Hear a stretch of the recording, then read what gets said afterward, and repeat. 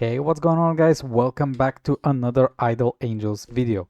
Now, this is a video regarding all of the rarities that exist into the game. Speaking of MR, UR, UR plus SSR, I will try to summarize them and explain them, and I will also try to explain how they work in the combat, like in PvP and in PvE, because I have been asked this question a lot. How do those rarities exactly work? What do they provide? And when do you unlock them? So, as a starter, every single angel has a base level. Some angels will be base level of SSR plus, others will be based of SR plus, and some are SSR.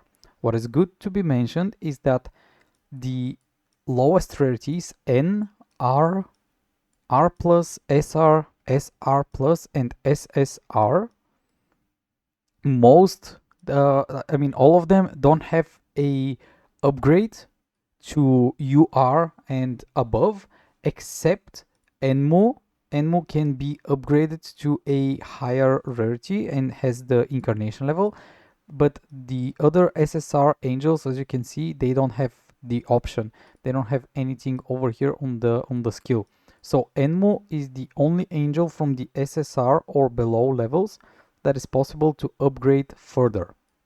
Now, what is important to mention is that for an SSR plus to be maxed out, you will need to summon for the stars of the SSR in order to unlock the awakening here skills, so the second skill, and then those passives over here. And once you push the SSR plus to 1 star, you can go to do the UR to 1 star as well. If you only have the base of the angel, then you can only get the base of the UR, which will be the most left option, the option that is to the far left, which will just unlock that skill. And once you unlock the UR, you will be able to unlock the UR plus. And after you unlock the UR plus, you can unlock the MR.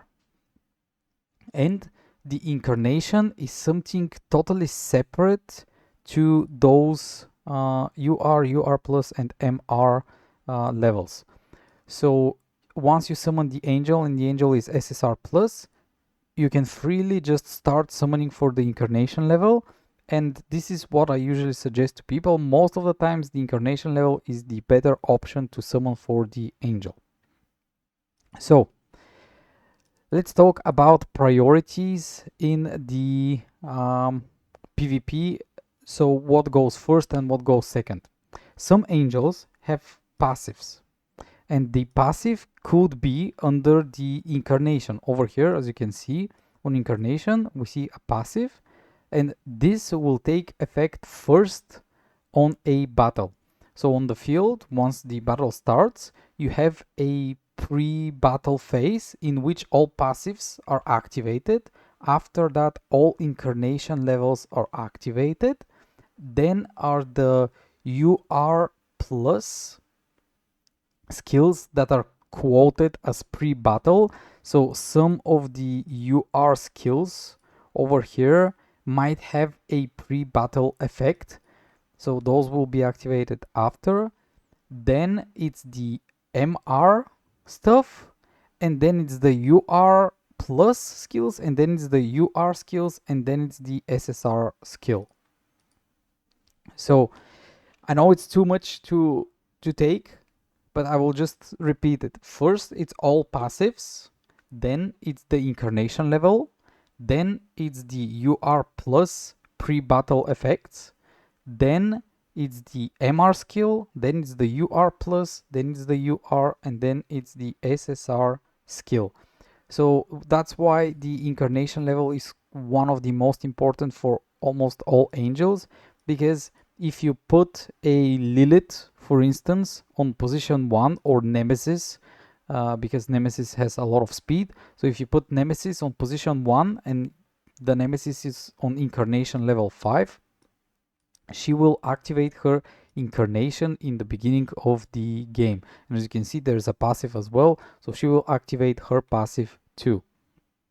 While if you face someone, an enemy that doesn't have any incarnation levels and you have some, it's very likely that you, because you have built those incarnation levels, it will help you out to beat your enemies, just because you have something to activate in a round while your enemy doesn't have anything to activate for it. And this is why I say most of the times the angels that don't have the incarnation levels are quite weaker compared to the others, just because they cannot compete for a single round. They're just falling behind on taking action, and they get killed before they can do anything. Another thing that I would like to mention is the difference between the bases of the angel. So let's say you are deciding to summon for Nemesis, and while you are summoning for Nemesis, since she is an MR based angel and you are summoning, once you get MR 1 star, you actually unlock the UR plus and the UR to 1 star and the SSR, which they don't really have because it's the upgraded version of UR. So in a way, you are saving a lot of blues, because with summoning for the MR star, you're getting the UR and the UR plus stars on the back. So it's 3 times cheaper to build on an MR base angel compared to an SSR based angel. Just going to say it again. If you are choosing Chaos, for instance, you will need to summon for the UR plus, and the MR to max it out, and each one of those costs 700, right? Around 700 blues to max out. But if you choose Nemesis with only 700 scrolls, you will max out the UR plus, and the MR all together. And then for another 700, you will max out the incarnation level. So very, very soon, I will make that support guide that I've been promising for quite a time now, to explain which support is good to be built until which stage.